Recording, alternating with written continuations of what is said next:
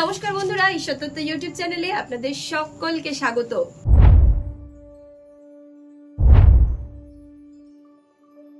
একটি শকুন বলল, কার গৃহে মাতা লক্ষ্মী নিজের পায়ে হেঁটে প্রবেশ করেন আর কাদের গৃহে তিনি এক মুহূর্ত স্থায়ী থাকেন না।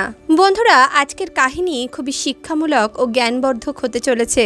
অনেক সময় আগেকার কথা, একটি গ্রামে একজন দরিদ্র ব্যক্তি তার পরিবারের সঙ্গে বাস করত। সে গরিব চাষির 3টি পুত্র ছিল। একদিন সেই গরিব চাষি ভাবতে লাগলো, এখানে থেকে না খেয়ে মরার থেকে তো ভালো হবে এই জায়গা ছেড়ে অন্য কোথাও গিয়ে খাওয়ারের সন্ধান করা ভালো। এমনটা ভেবে সেই দরিদ্র কৃষক তার 3 পুত্র ও তার স্ত্রীর সঙ্গে সেই গ্রাম ছেড়ে যেতে শুরু করলো। যেতে যেতেই তাদের পথে একটি বড় জঙ্গল পড়ল। এদিকে সন্ধ্যা নেমে এসেছিল। কৃষক ভাবল, সন্ধ্যা নেমে এসেছে, এখন এমন সময় জঙ্গলের পথ অতিক্রম করা উচিত হবে না, আমাদের এখানেই রাত্রি যাপন করা উচিত। এমনটা ভেবে কৃষক একটি বিশাল বট গাছের নিচেই রাত্রি যাপন করার সিদ্ধান্ত নিল। তখন কৃষক তার বড় ছেলেকে বলতে লাগলো, বাবা বিজয়, যাও কোথাও থেকে জল নিয়ে এসো। তখন চাষির বড় ছেলে জল আনতে জঙ্গলের পথে রওনা দিল। তারপর চাষি তার মেজ ছেলেকে বলল, বাবা অমিত, তুমি যাও কোথাও থেকে শুকনো কাঠের ব্যবস্থা করে নিয়ে এসো। তখন চাষির দ্বিতীয় পুত্র কাঠ আনতে জঙ্গলের দিকে চলে গেল। চাষি নিজের ছোট ছেলেকে বলতে লাগলো, বাবা রঞ্জন, তুমি যাও কোথাও থেকে আগুনের ব্যবস্থা করে নিয়ে এসো। চাষির তৃতীয় পুত্র আগুনের ব্যবস্থা করতে জঙ্গলের দিকে রওনা দিল। চাষি তখন তার স্ত্রীকে বলতে লাগলো, এখন তুমি তাড়াতাড়ি উনুন বানানোর ব্যবস্থা করো, ছেলেরা এসে গেলেই আমরা রান্না শুরু করে দেব, খুব খিদে পেয়েছে। চাষির কথা শুনে চাষির স্ত্রীও নিজের কাজে লেগে পড়ল। সেই বটগাছের উপরেই একটি শকুন বসেছিল। শকুন দেখলো এই ব্যক্তির কাছে না তো খাওয়ার জিনিস আছে, না তো রান্না করার জিনিস আছে, তাহলে এই ব্যক্তি আগুন, কাঠ আর জল দিয়ে কি করবে? তখন সেই শকুনটি ওই বৃদ্ধ চাষিকে জিজ্ঞেস করলো, আচ্ছা চাষি, বলো তো, তোমার কাছে না তো কোনো খাওয়ার জিনিস আছে আর না তো বানানোর মতো কোনো জিনিস আছে, তাহলে তুমি আগুন, জল আর কাঠ দিয়ে কি করবে? তখন চাষি বলতে লাগলো, ওরে শকুন, আমি তোকেই মেরে খাবো। শকুন ভাবতে লাগলো, চাষি মনে হয় সত্যি সত্যি আমাকেই মেরে খাবে, তাই তো জল, কাঠ আর আগুন চেয়েছে। শকুন খুবই ভয় পেয়ে গেল। সে ভাবতে লাগলো, এখন যদি আমি চাষিকে খাওয়ার জন্য অন্য কিছু না দিই, তাহলে চাষি আমাকেই মেরে খেয়ে ফেলবে। কারণ বলা হয়, ক্ষুধার্ত, দরিদ্র, পাগল, নেশা করা ব্যক্তি, কামী পুরুষ, লোভী আর ভীত ব্যক্তি কখনোই ঠিক ভুল অথবা ধর্ম অধর্মের বিচার করতে পারে না।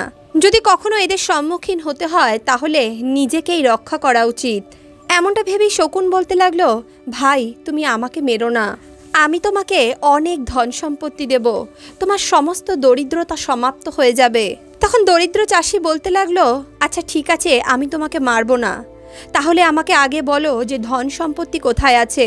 তখন শকুন বলতে লাগলো, এই বটগাছের নিচেই মাটিতে অনেক ধন সম্পত্তি লুকিয়ে রাখা আছে, তুমি মাটি খুঁড়ে ওই ধন সম্পত্তিগুলো নিয়ে যাও, তোমার সমস্ত দরিদ্রতা সমাপ্ত হয়ে যাবে।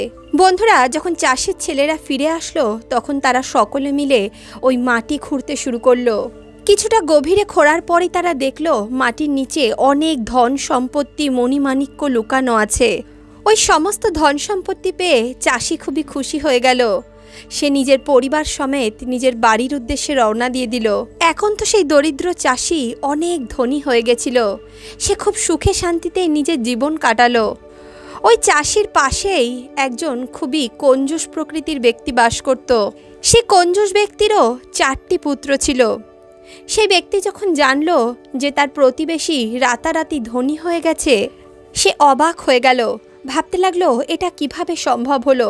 নিশ্চয়ই ও কোনো গুপ্তধন পেয়েছে।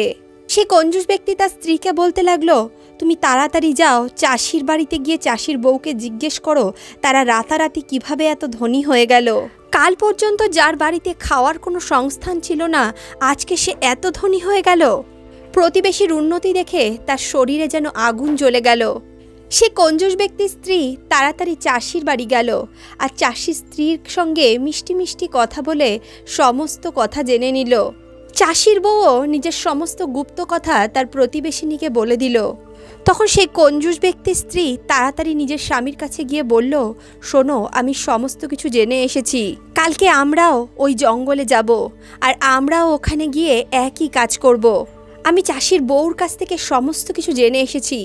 তারা যা যা করেছিল আমরাও তাই তাই করব, আর সেখান থেকে গুপ্তধন নিয়ে আসব। পরদিন সকালে সেই কঞ্জুস ব্যক্তি তার স্ত্রী ও 4 পুত্রকে নিয়ে ওই জঙ্গলের ভিতর প্রবেশ করল। তারপর তারা ওই বটগাছের নিচেই বসে পড়ল। তখনই কঞ্জুস ব্যক্তি তার প্রথম পুত্রকে বলতে লাগলো, পুত্র, তাড়াতাড়ি যাও, জল নিয়ে আসো। তার পুত্রকে জল আনতে বলার সঙ্গে সঙ্গেই পুত্র উত্তর দিল, জল? এখানে জল কোথা থেকে নিয়ে আসবো? আর জল কি তোমার মাথায় করে ভরে নিয়ে আসবো? তখনই কঞ্জুস ব্যক্তি তার দ্বিতীয় পুত্রকে বলল, যাও পুত্র, তাড়াতাড়ি শুকনো কাঠ নিয়ে আসো।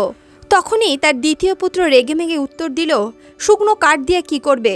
তুমি কি নিজের চিতা সাজাবে? তখনই সে তার তৃতীয় পুত্রকে বলতে লাগলো, পুত্র যাও, কোথাও থেকে সামান্য আগুন নিয়ে আসো। তখন তার তৃতীয় পুত্র উত্তর দিল, আগুন দিয়ে তুমি কি করবে? আগুনে কি তুমি পুড়ে মরতে চাও? নিজে তো কখনো কিছু করবে না, শুধু বসে বসে হুকুম করছো। সে কঞ্জুস ব্যক্তি আর তার 3 পুত্রের এই ব্যবহার ওপরে বসে থাকা সেই শকুনটি ভালোভাবেই দেখছিল। শকুনটি তখন সেই কঞ্জুস ব্যক্তিকে বলতে লাগলো, ভাই, তুমি আগুন, জল আর কাঠ দিয়ে কি করবে? তখন সে কঞ্জুস ব্যক্তি উত্তর দিল, কি আর করব, তোকে মেরে খাবো। কঞ্জুস ব্যক্তির এমন কথা শুনে শকুন হেসে বলতে লাগলো, আরে মূর্খ, তোর ছেলেরাই তো তোর কথা শোনে না, তুই আমাকে কিভাবে মারবি? আর রইল বাকি ধন সম্পত্তি পাওয়ার কথা, তুই কখনোই ধন সম্পত্তির প্রাপ্তি করতে পারবি না। আমি ভালো মতোই বুঝতে পারছি তুই কেন এখানে এসেছিস। দেখ, যার ভাগ্যে ধন সম্পত্তি ছিল সে ওই ধন সম্পত্তি পেয়ে গেছে। ব্যর্থ এখানে বসে নিজের সময় নষ্ট করিস না, যা নিজের বাড়ি ফিরে যা। ধন সম্পত্তি সেই ব্যক্তিই প্রাপ্ত করতে পারে যাদের মধ্যে মিল থাকে, যাদের পরিবারের মধ্যে একনিষ্ঠতা থাকে, যেখানে একে অপরকে ভালোবাসা হয়, একে অপরকে সম্মান করা হয়, যেই গৃহে ছোটরা বড়দের কথা মেনে চলে, যে গৃহে সন্তানরা নিজের মা বাবার আজ্ঞার পালন করে, যেখানে ছোট ভাই বড় ভাইয়ের সম্মান করে, কোনো কাজ শুরু করার আগে সকলে মিলে একত্রিত হয়ে সেই কাজ নিয়ে পরামর্শ করে, তারপরই সেই কাজটি শুরু করে। এমন ব্যক্তিরাই জীবনে সফল হয়। এমন ব্যক্তিদের গৃহেই মাতা লক্ষ্মী সর্বদা নিবাস করেন। আর যেই পরিবারে একে অপরের মধ্যে কোনো মিল থাকে না, একজন আরেকজনের কথা না শোনে, না বোঝার চেষ্টা করে, যে পরিবারের ব্যক্তিরা একে অপরের সঙ্গে সব সময় লড়াই ঝগড়া করতে ব্যস্ত থাকে, একে অপরকে অপমানিত করতে ব্যস্ত থাকে, যেই পরিবারে ছোটরা বড়দের সম্মান করে না, একে অপরের সঙ্গে গালাগালি দিয়ে কথা বলে, অথবা সবসময় নিজেদের মধ্যে ঝগড়াঝাঁটি কলহ লাগিয়েই রাখে, এমন গৃহে ধন সম্পত্তি আসা তো দূরে থাক, সঞ্চিত অর্থ নষ্ট হয়ে যায়। যেই গৃহে মাতা পিতাকে অপমানিত করা হয় সেই গৃহে দেবতারা বাস করেন না। এমন পরিবারের ব্যক্তিদের উন্নতি থমকে যায়। যে গৃহের ব্যক্তিদের মধ্যে নিজেদের মধ্যে মেলবন্ধন থাকে না, সবসময় একে অপরের সঙ্গে ঝগড়াঝাঁটি করতেই থাকে, এমন পরিবারে শত্রুরা আক্রমণ করতে সফল হয়। যাদের নিজেদের মধ্যে মিল নেই, অপর ব্যক্তিরা তাদেরকে সহজেই ক্ষতি করে দেয়। শকুন বলতে লাগলো, ওহে কঞ্জুস ব্যক্তি, শোন, তাহলে তোকে আমি একটি কাহিনী শোনাচ্ছি। একবার এক বৃদ্ধ ব্যক্তি বাজারে ঘুরতে গেল। সেখানেই বৃদ্ধটি একটি কামারের কাছে অনেক ধরনের কুড়োল দেখতে পেল। বৃদ্ধটি কামারকে জিজ্ঞেস করলো, ভাই, এত কুড়োল তুমি কেন বানাচ্ছ?